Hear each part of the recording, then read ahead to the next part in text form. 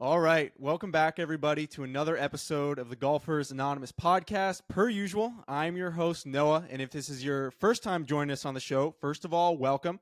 And I'll tell you a little bit about what we typically do here. Basically, the principle is I bring on a new guest every single week who's a golf sicko, someone who has fallen in love with the game of golf and is involved with it in some way. That could just be a weekend warrior, high level amateur player, someone who works in golf, anything. And the whole reason I started the show is that I found that some of the best conversations I have with people are just people who I met through golf, right? If you're at a wedding, a party, a bar, any type of social gathering, and you find one person who plays golf, automatically you have endless things to talk about, endless things in common. You got a friend for the night, maybe even a friend for life. So anyways, without further ado, my guest this week is CJ. And CJ, I'll let you introduce yourself in a second, but typically how I have folks introduce themselves on the show is we'll go your name, how long you've been playing golf, and then your current handicap. All right. So I'm CJ. I have been playing golf for say maybe 15 years now. And my current handicap is a 4.3. It used to be a 2.3. Then I wonder when a swing changed. Now I'm back up to a 4.3. Oh man, the cruel world of a swing change. uh, We'll get into more about what you're working on a little bit later, but why don't you start off?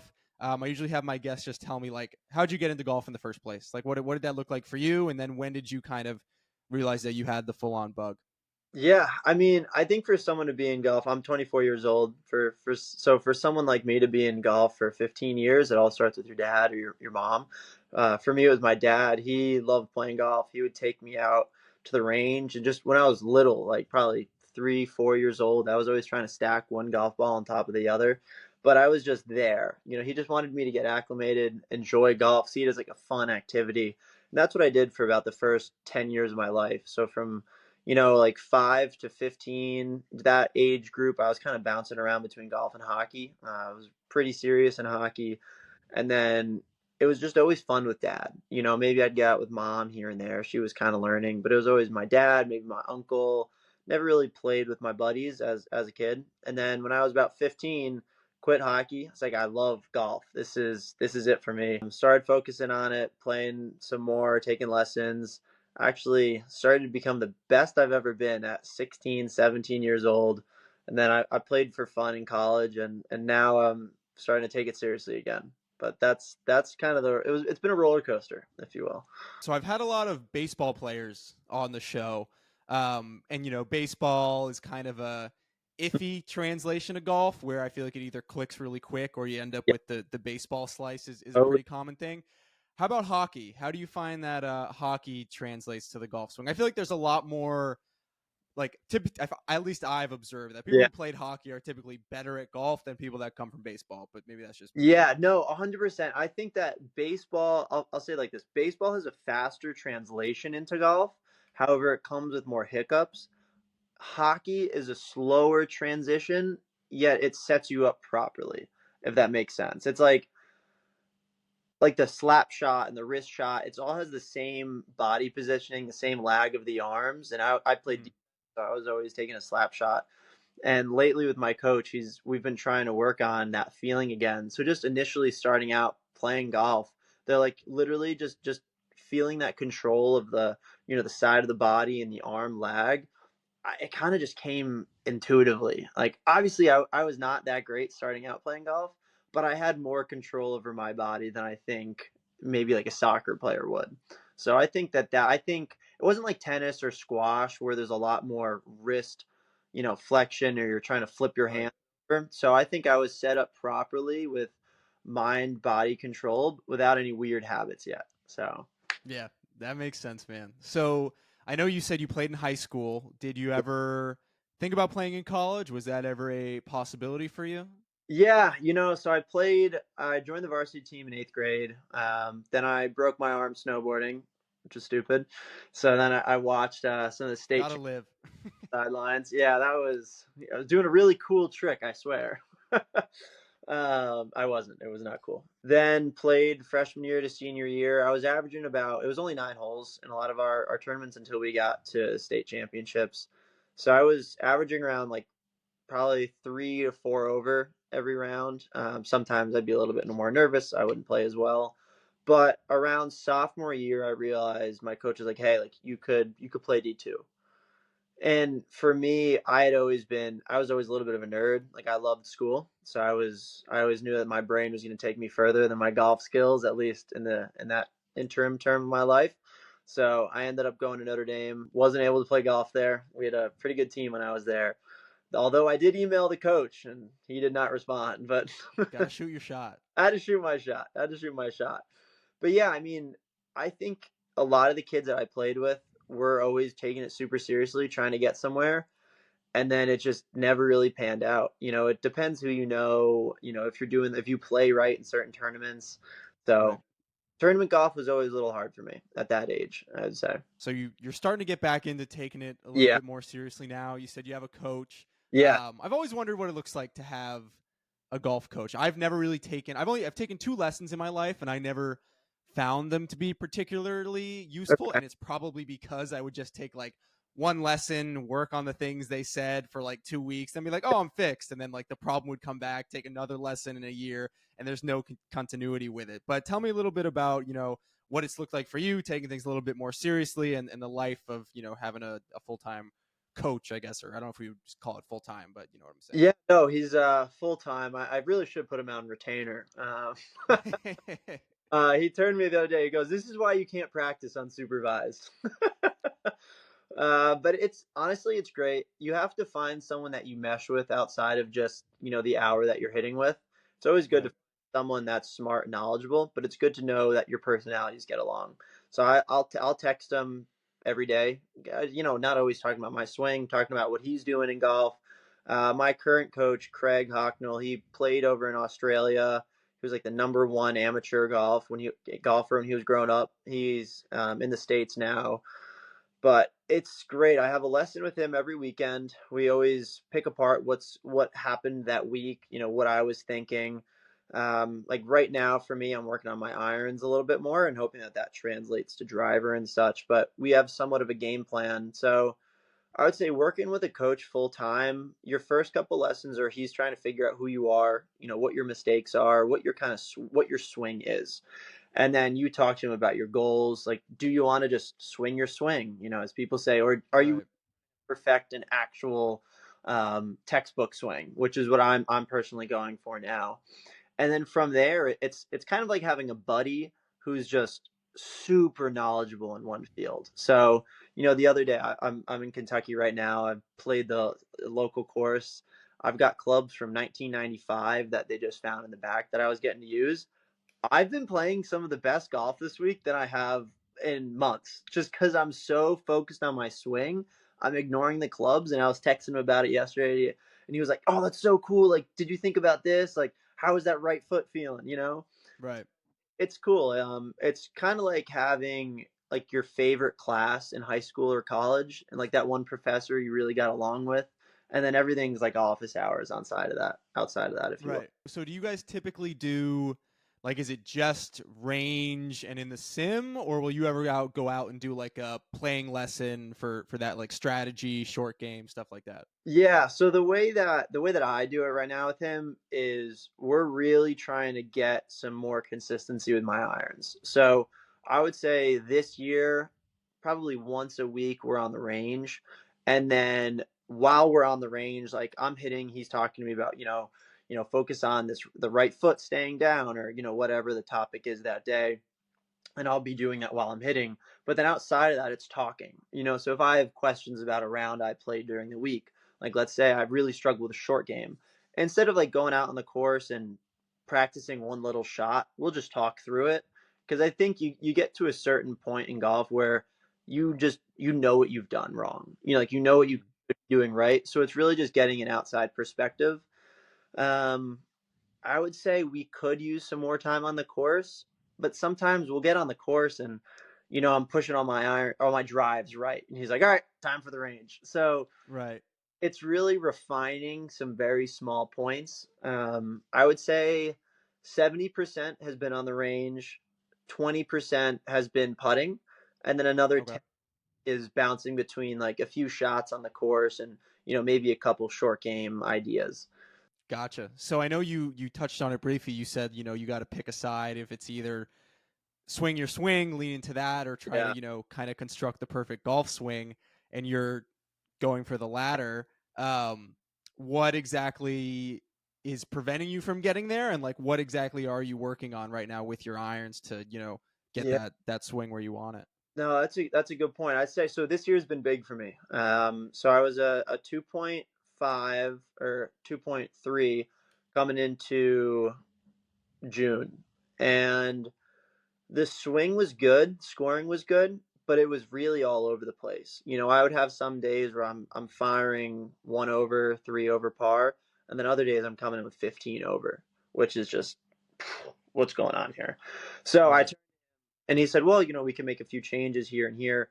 And I was like, look, I want to know what I should change for the long term success. I don't want, you watch some guys on tour that have a super unique swing. Like I think it's Wolf on Live, right? Yeah. Yes, he's an outstanding golfer, but like how much better could he be if he has a textbook swing? And that's how my coach always posed it to me. So that's what we've been chasing. And I would say right now what's holding me back is literally club face control. That's where I'm at right now. I made a lot of progress. I went from playing a fade or an occasional slice to a nice controlled push draw, which Okay. I'm very, very proud of. Consistency has gotten way better. I like the way the ball shape looks. And we got to a point where we changed my body, my feet, hand positioning. And he said we're on the last step of the puzzle here, which is arm location. So if you watch like Tiger Woods, his elbow and his right arm comes in front of his body. Mine Right. stays behind as I come through, and that results in an open club face. So kind of mentally destroyed me the other day when he told me what I needed to fix. So we're working through that. It's been about a week now. I've got a lesson on Saturday where we're really just going to over exaggerate that feel. But I would say that right there, if I can get this arm, I think I'm probably saving 8 shots around or more. Um, Wow. that's where I'm at right now. My driver is great. Sometimes I push it, and then I'm in trouble, and I got to punch out, right? And now I'm looking at saving par. Maybe I put my wedge to 5 feet. Now I'm breaking my back for a par instead of trying to slip in a birdie putt. Right. So it really gets to these little shots that changes your round from 6 over to 4 under. So trying to eliminate those.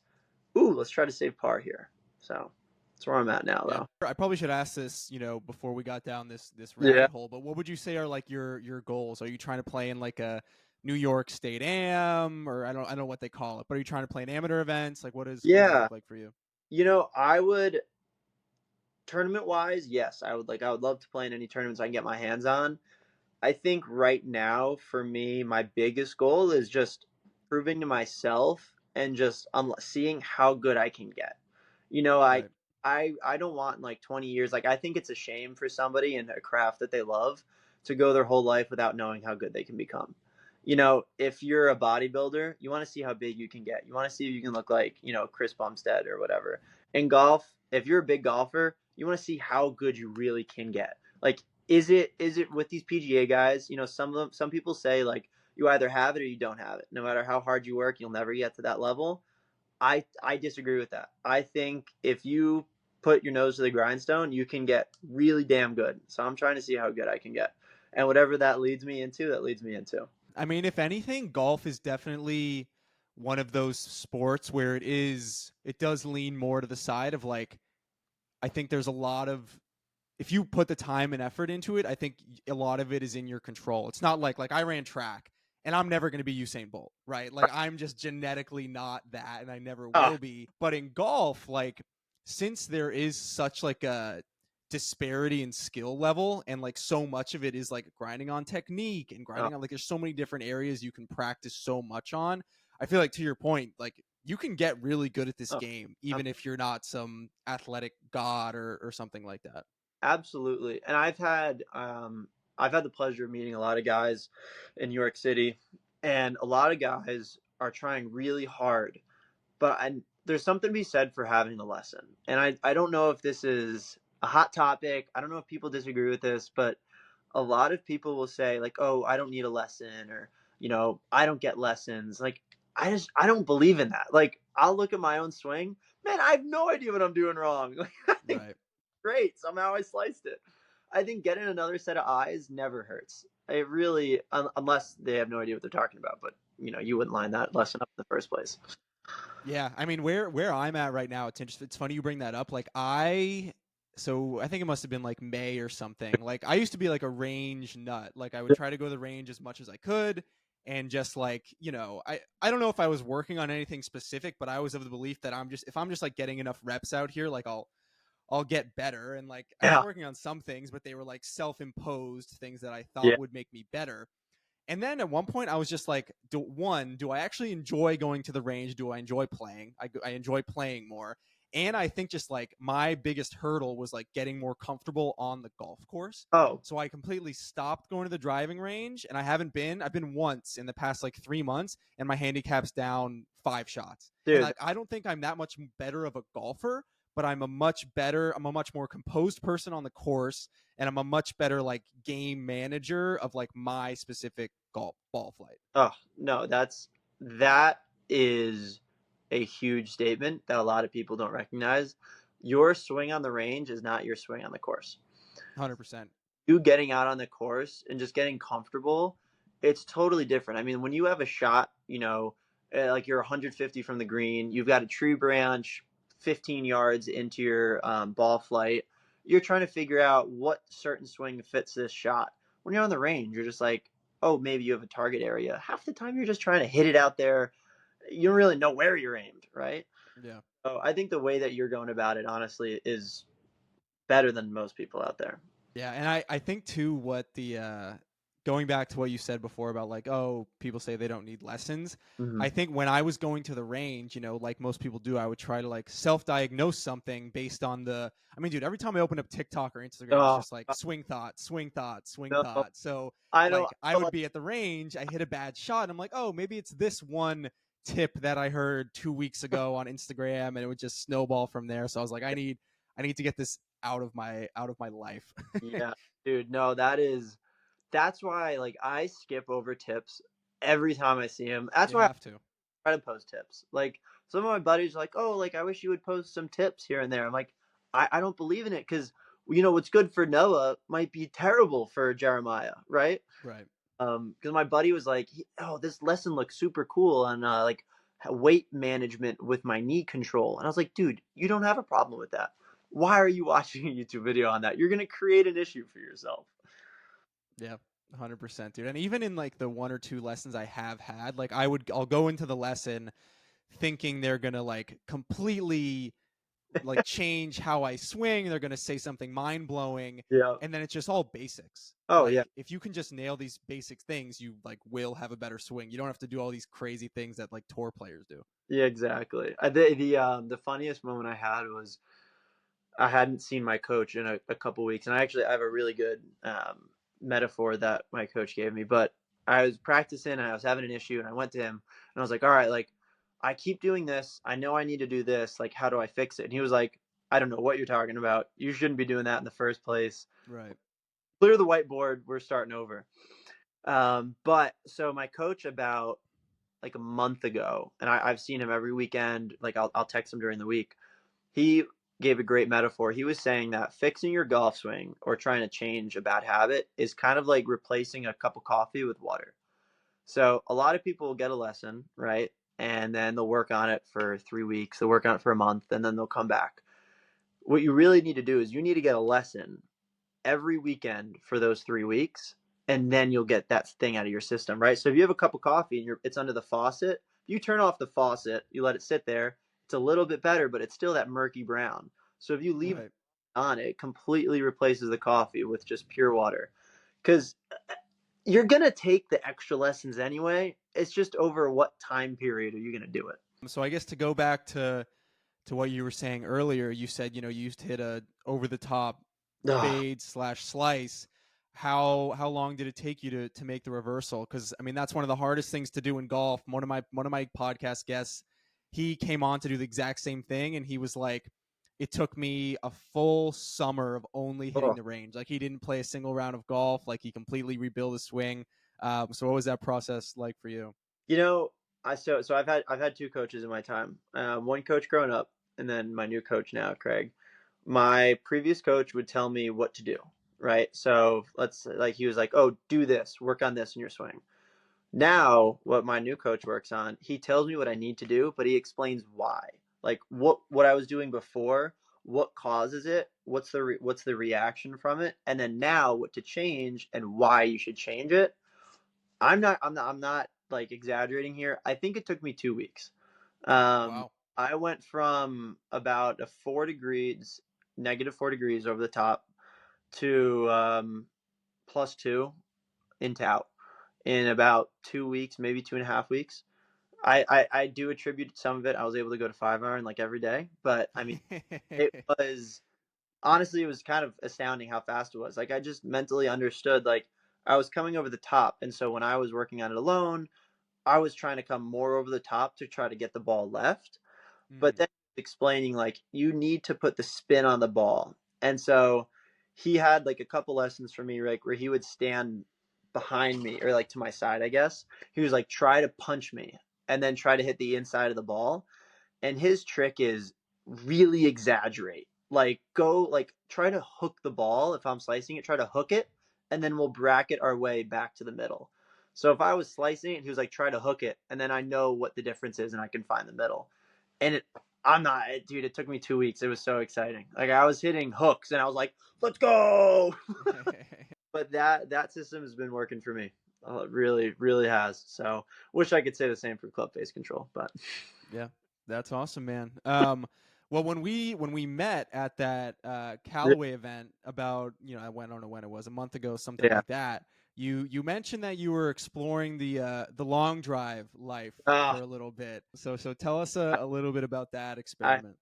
Yeah, so one of my buddies, I met this guy on Instagram, and we chatted a lot. Played some virtual golf because TrackMan does the play online feature now. He actually won World Long Drive in Texas back in 21. Wow. Super super cool guy. We were just chatting about it, and I was telling him how far I was hitting it, and that was probably around like January to June. I was really like, I want to do this, right? I think in January I started my swing speed journey. I got my swing speed up from about 112 up to about 131, and those that took me about 4.5 months. I did a lot more stretching. Definitely felt the back on it. Every so often after a session. Were you doing like a specific program with one of those? I know there's like a bunch of companies now that sell Yeah, those like weighted rods. Were you doing shit like that? I was not. So my methodology, I kind of picked up what he said. He was a training at home type of guy. That he was a He would do, or actually, I did. So I got a little donut. They have these weighted donuts. I would put that on my 2 iron, and I would Okay. swing with my wedge just to warm up. Then I would go to the 2 iron, and I would drop a weight on there. And then I would drop the heavier weight on there, and I would just swing rapidly. I didn't care about what it looked like. I wasn't trying to hit the ball or anything, just to loosen the body up and get used to swinging this heavier stick. Then I would grab the driver, swing at the same speed, go back to the heavy club, go back to the driver, kind of like recalibrating my brain and to Uh-huh. understand I'll swing at this power with this light matchstick. It literally felt like a matchstick at that point. And then it was a buildup of kind of like a pendulum. I would get faster and faster and faster. And I would do that. I did that every day. Every day at 5 iron, I would take an hour, and I would just focus on increasing the swing speed. And then after about a month of really trying to get that down, my gosh, dude, I was launching the ball. I mean, I think I went from like, I had a Rogue ST Max, my typical distance last year, probably about 285 max. In April, my average drives, and you can like when I go to 5 iron, like these guys were like, "Can you join my league? Can you join my league?" When we had scramble leagues, I was hitting at like 345, 350. I mean, it Wow. was just like with a trying to get the ball out there type of swing. I did a couple long drive events at 5 iron. There was another Callaway event a few months ago. I won a brand new Apex or AI Smoke. Won the brand There new. you go. That thing is sweet. I've got it right now in my bag. And then the downfall came. So in June, my back started hurting a lot. My bottom right side of my back, and I also lost 30 pounds, and I have Wow. 30 yards on my driver.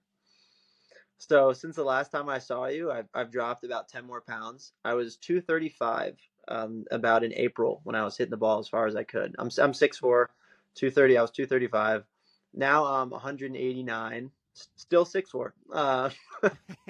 But I literally can't get the ball out there as far anymore.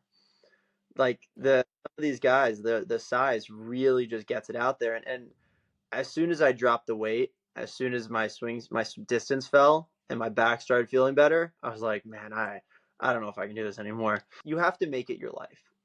Yeah. Like you have to have, if you're trying to do long drive, you either have to choose to be a really good golfer or a really far driver. And we're probably going to get people disagreeing with that statement, but in my opinion, a long drive swing has no place on the golf course unless like you are Bryson DeChambeau. You know, So were you still working on like your actual golf game at the same time, or were you all in on trying to pump the ball? I was all in on long drive. I think my Okay. max, when I found out that my PR was 387, I was like, oh, I should really try this. And then my back just started killing me, dude. Every time I'd wake up Yeah. speed session, I'd like hobble over to my desk when I would work from home. I'd put like the pillows at the bottom of the chair. And I was like, what am I doing? Like, I'm not gonna. I like 387 is my greatest PR.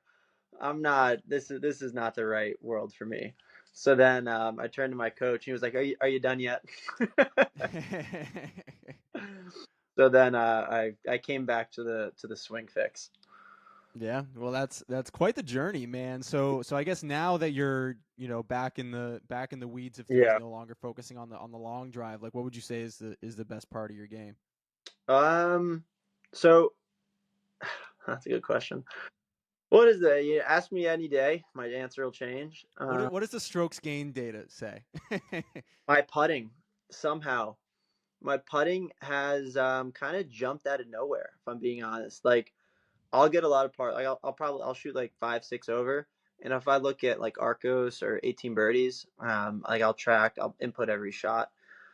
Driver is good. I'm averaging about 315, which I love. It's not always in the fairway though. Maybe it's over in the trees in the rough or something. I'm pretty good at scrambling, so I can get onto the green. I'm uh, making some crazy putts, like 15, 20 footers for par. And then I look back on the scorecard. I'm like, oh, I had par, par, par. But if you really look at it, I did not deserve a par there. right.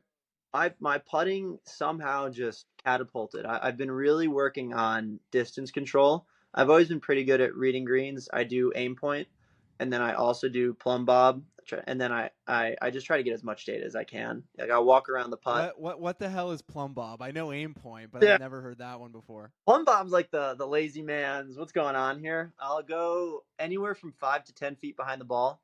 I'll hold the very top of the putter with the tips of my fingers and let it hang full, straight arm right in front of me. The bottom of the putter, like the neck, will be at the ball.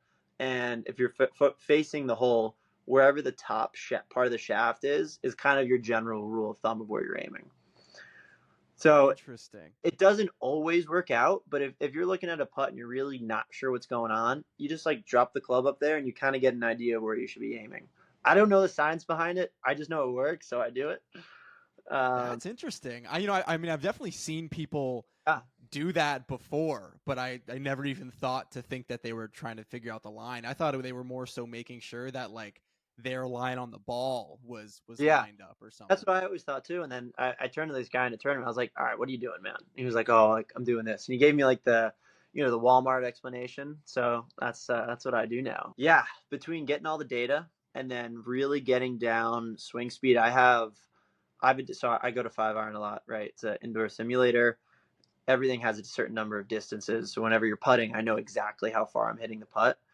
And that has gotten to me from the sense of I know exactly where, like, I visually will see lines on the ground for how far I should be putting. So if the ball is 10 yards or 5 yards away, like I know it's a 15-foot putt. If it's a little uphill, maybe it's 16 feet. I know how far to take that back in order to hit a 16-foot putt, and then I'll go through. So let's talk more about that. Like, Yeah. do you find that like you go to 5-iron a lot? Yeah. Do you find that like obviously you live in New York City and like it's hard to Yeah. practice. But like I don't know, I feel like if I went to a simulator all the time, it would kind of like mess me up in terms of Yeah. playing real golf. Do you experience that at all? I think that as long as you're aware of what it is, right? So one of my buddy and I, we went throughout the winter. He had a really hard time getting back into golf. I found like I was even better off. I Okay. personally, I think if you use the data, you use what it's giving you, right? Like your club path, your face control, your angle. For me, it's like a science behind it. I think it's super helpful. A lot of people aren't data people. Like for chipping, for me, I have a notch on my body for every distance. So my 54 degree, I know if I take it up to my shoulder, that's a 65-yard shot. If I take it up to the bottom of my rib cage, that's a 42 to 45-yard shot. My hip is Mhm. 30, so on and so forth. Right. And that, I got that dialed at 5-iron. The only time you might run into some issues is if you get used to hitting it fat and the mat saved you. And then you get onto the course and you're like, why am I taking gopher sized divots on? Because Right. you had the safety harness on. But no, I think it's super helpful. Seriously, I do. I think if you use all the metrics, it can be to your advantage. So best part of your game is putting, and you've got all those different little tools out on the Yeah, course, yeah. including Which the plumb bob, which I'm gonna look into after this. But why don't you tell me your best round ever, man? It doesn't have to be necessarily your lowest score. Like for me, I don't think my best round ever is my lowest score, but yeah. tell me your best round ever. Yeah, my best round ever is definitely the one that I shot the lowest. I was 16, shot one under par, and I don't even remember playing. It was junior club championship. I was playing against my buddy Doug, who he plays for St. John's right now in New York. He's great golfer, just great golfer. But I was so dialed. I literally don't remember playing. Like even days later, like I literally like blacked out on the course. I was so focused. I didn't miss a shot. He didn't miss a shot. Like we were just feeding off of each other's energy. And I've played this course my whole life growing up. Right. Like I usually averaged there around probably 6 to 8 over. I had no business going out there shooting one under, but everything was working. It was it was an amazing feeling, and I feel like I'm still chasing that. Like I was 16 years old and I peaked. But yeah, that was probably my best round ever. Yeah, I think a lot of people are in that same boat. I mean, I think that's a lot of why like golf is so addicting is that Oh, either you have that like one shot or that one round and it's like, damn, I like need to replicate, but like it's absolutely. it's your best round ever for a reason. Hard to hard to replicate. I'm chasing that. I'm chasing that so hard. What's your favorite round? Why don't you tell me your favorite golf course? It can be Um, something you've played. It can be something you've played once, regularly, whatever. it's gonna be pretty cliche. Pebble Beach, man. I had the honor of playing in a Notre Dame charity event 2 years ago now. I was there with my parents, a few other Notre Dame folks. We played Pebble Beach, Spanish Bay, and Spyglass on a weekend.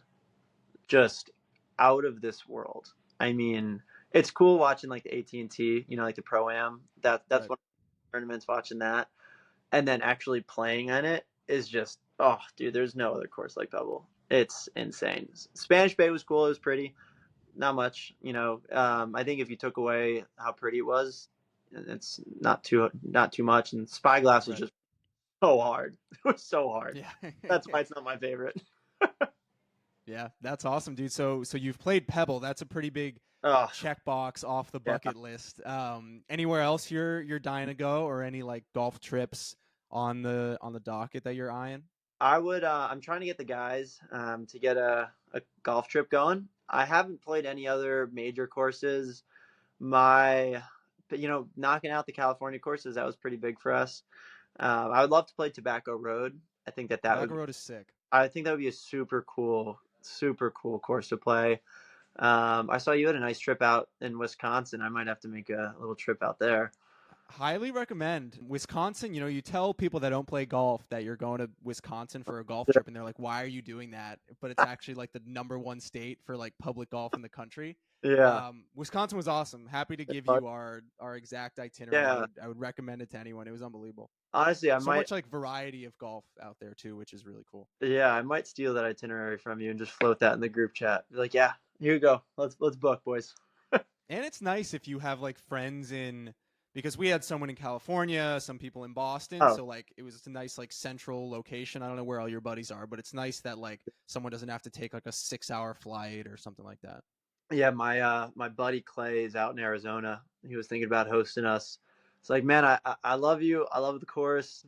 I'm not playing in 115, 120-degree weather. That's I'm not doing that again. I did that once already. I'm not doing that one more time. Yeah, desert golf, you gotta do that in like December or January. Yeah, You can't be doing that in the summer. yeah. I played a few weeks ago. That was brutal. But yeah, you mentioned Tobacco Road. Tobacco Road's also Yeah. unreal. Myrtle Beach, Oh, South Carolina, is also like a super easy one, and it's like so cheap. And there's some yeah. really good golf courses there, designed by the same guy that did Tobacco Road, Mike Oh, Strands. Like he did a okay. bunch of courses in Myrtle Beach that are Yeah. like much cheaper than Tobacco Road, and Myrtle Beach is just kind of like a cool little beach town to Yeah. go to. They've got a good nightlife out there. That would be Yeah, probably that's what I've heard as well. easier sell than Wisconsin, maybe. Yeah. You gotta start somewhere, dude. But so in New York City, where do you? I know you spent Oh, a lot of time at Five Iron, but where do you like to play in the city? I know it's a little more challenging. dude, it's brutal. It's brutal. We got a bunch of courses right over in Queens and Brooklyn.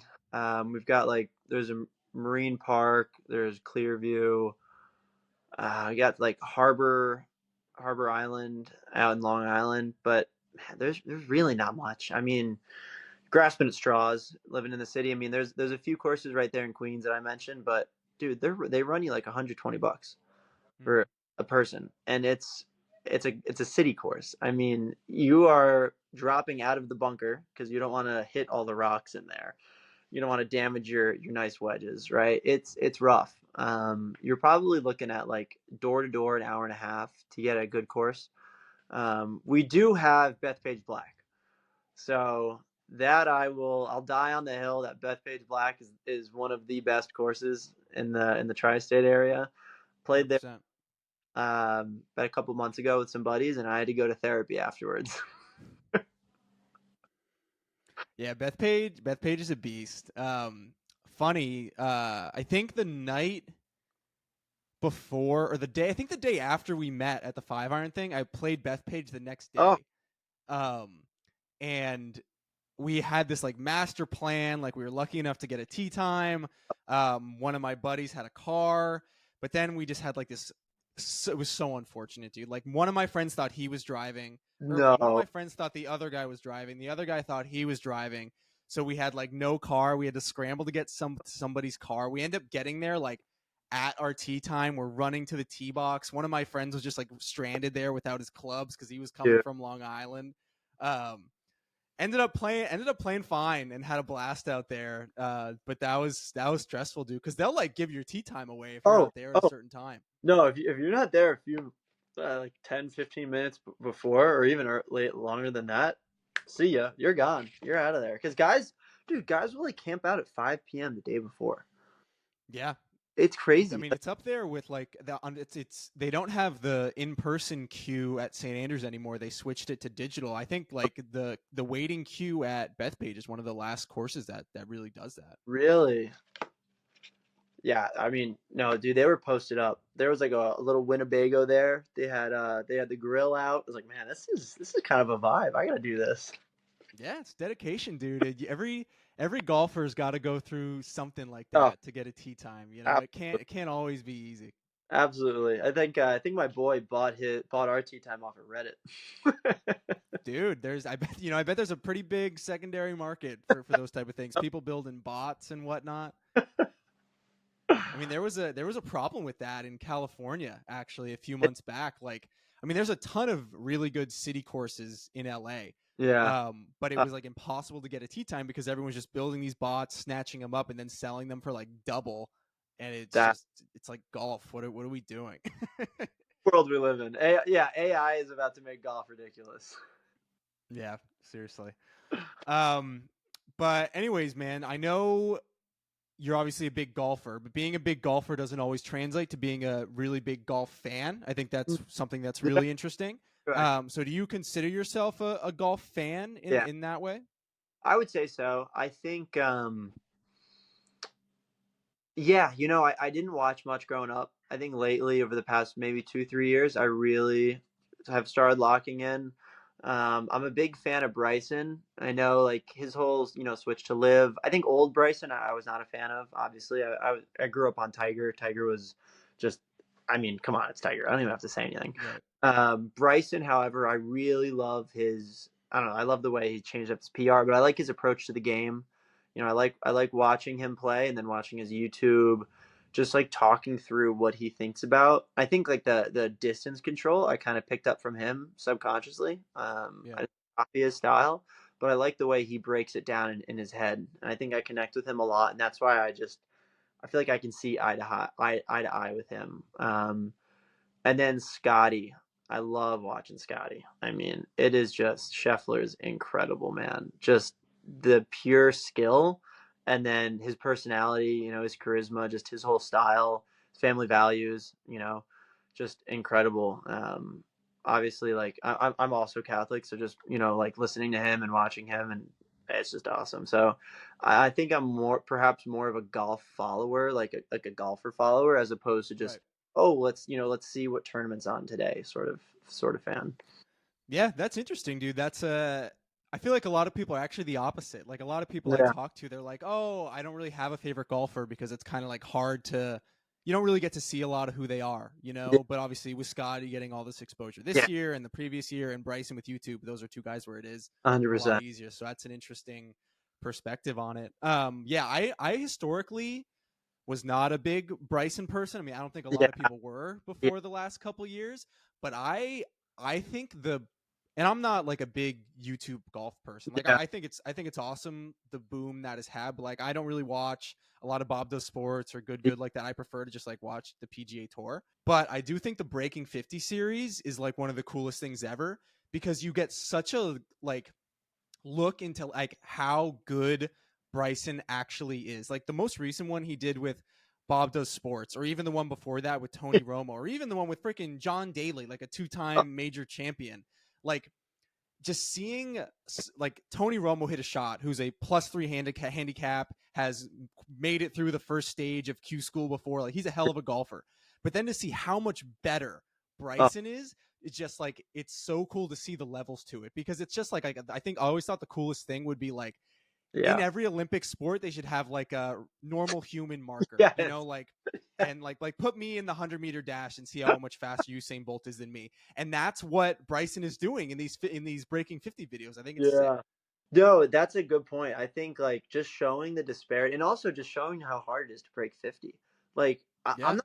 I kind of thought that he was just gonna like do it immediately. especially with some of the pros he plays with, Oh, I know. Oh man, like him but and Sergio. How did they not do I, it? they're like over a few putts. They're like, all right, man, I really got to keep this series going. Just push it to the right for me.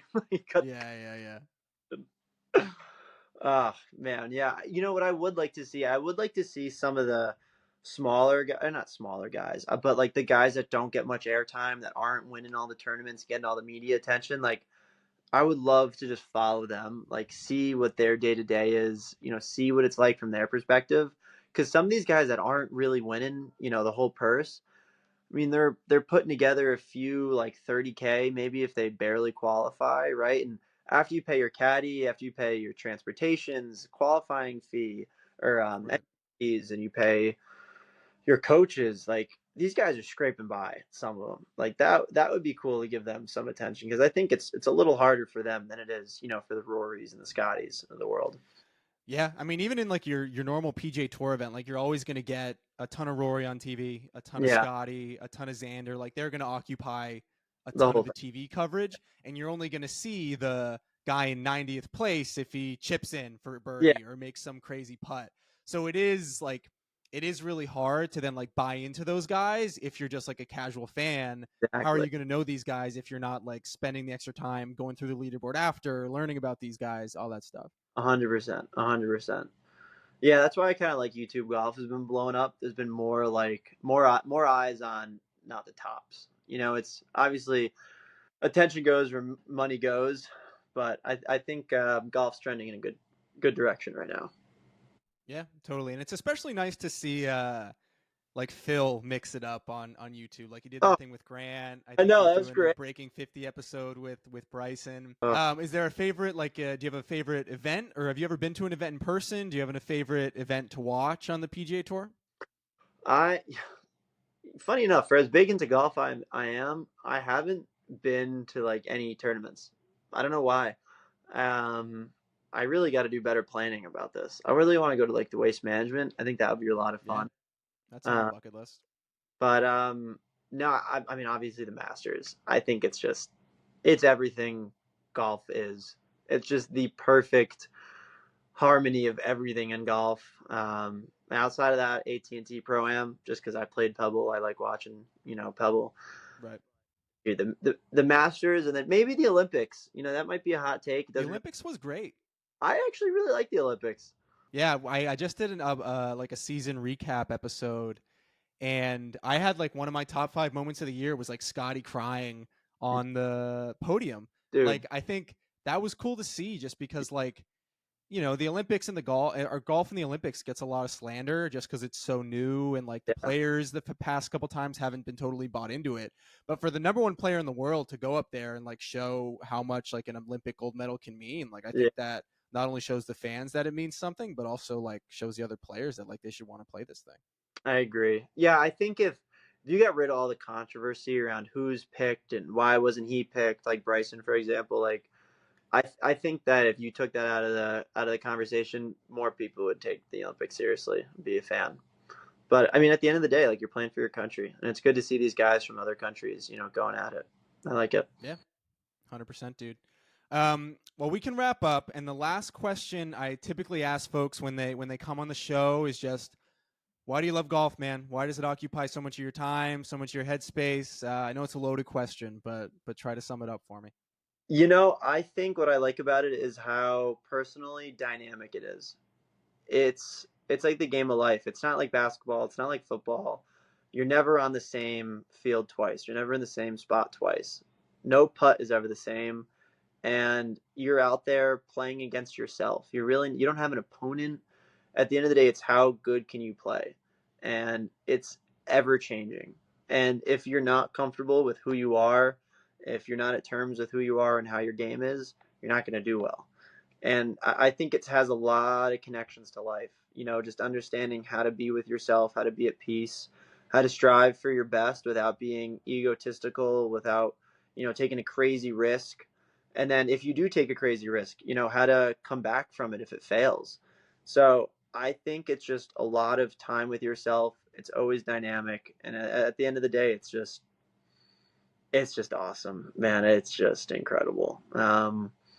That's that's what it is, to me. Like really seeing how good I can get, like controlling myself when I'm out there, having just time with nature, outdoors, everything kind of stops.